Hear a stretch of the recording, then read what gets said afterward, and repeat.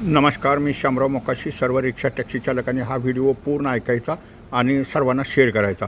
हे पहा, ही आनंद दिघे कल्याणकारी मंडळ ऑर्गनायझेशन ही वेबसाईट तुम्ही ओपन करा. ही वेबसाईट ओपन करायचं साध्या पद्धतीनं तुम्ही करू शकता.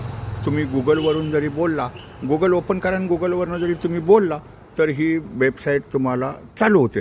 कल्याणकारी बोर्डाचे हे फॉर्म आहेत आणि प्रत्येकानं ऑनलाईन अर्ज करायचे आहेत. मग आता हे तुम्ही अर्ज करताना तुम्हाला ऑप्शन मिळतं.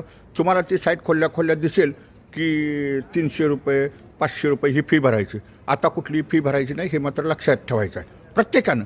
डायरेक्ट खाली तुम्ही ते वरती केलं ना, 3 पानाची ही फाईल आहे, अर्ज आहे. तर त्याच्यात तुमच्याकडं अर्ज भरतानाच तुम्ही तुमच्या गाडीचा R C book, TC number टाकावा लागतो. TC नंबर टाकला की फाईल ओपन होते. मग तुमचा लायसन नंबर टाकायचा, तुमचं गाडीचे सगळे पेपर अपलोड करावे लागतात. हे मात्र कुणीही विसरू नका.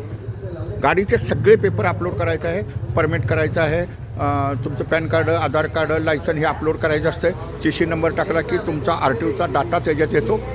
डेटा आला की तुम्ही तुमचा सगळा फॉर्म भरा आणि साध्या सोप्या पद्धतीत तुम्ही हे अर्ज भरू शकता. आणि मग तुम्ही हा अर्ज पूर्ण भरा आणि पैसे वगैरे काहीसुद्धा नाहीत. आणि ही साईट ओपन होते बरं का. आणि आता प्रत्येकानं स्वतःचे फॉर्म स्वतः भरा, आपल्याच मोबाईलवरनं भरा. मग तुम्हाला ते फॉर्म सबमिट झालं ना, सबमिट करायचं आहे, सगळी माहिती भरायची आहे 3 पानात. तुमच्या वारसदाराचं नाव बी भरायचं आहे त्याच्यात आणि रिक्षा टॅक्सी चालक बी हे लायसन बिल आहे ते भरू शकतात. आता त्याच्यात तुम्ही ते भरत गेला की पेज खुलतं. पहिलंच 4 भरले ना पहिल्या पेजवरचे की मग तुम्हाला पुढचं पेज येतं आणि पुढच्या पेजवरती समजा त्याच्यात परवानाधारकाचं नाव आणि तुम्ही परवानाधारकाचं, आता समजा तुम्ही भाड्यानं गाडी चालवत असला त्याच्यात परवानाधारकाचं नाव टाकायचं आणि पुन्हा तुमचं नाव टाकायचं, तुमचं लायसन टाकायचं, तुमचं बँकेचं खातं टाकायचं, राशन कार्ड अपलोड करायचं आहे, वोटिंग कार्ड असेल तर तुमच्याकडं अपलोड करायचं आहे, पॅन कार्ड वगैरे हे सगळे गाडीचे पेपर अपलोड करायचे आहेत. आणि हे अपलोड केलं की अर्ज सबमिट करायचं आहे. अर्ज सबमिट केला ना की मग तुम्हाला ताबडतोब हे असं खाली फॉर्मचं येतं हे. आणि मग ह्याचा तुम्ही स्क्रीनशॉट मारा आणि तुमच्याकडे खाली ठेवा. हा अर्ज मग RTOच्याकडे जातो.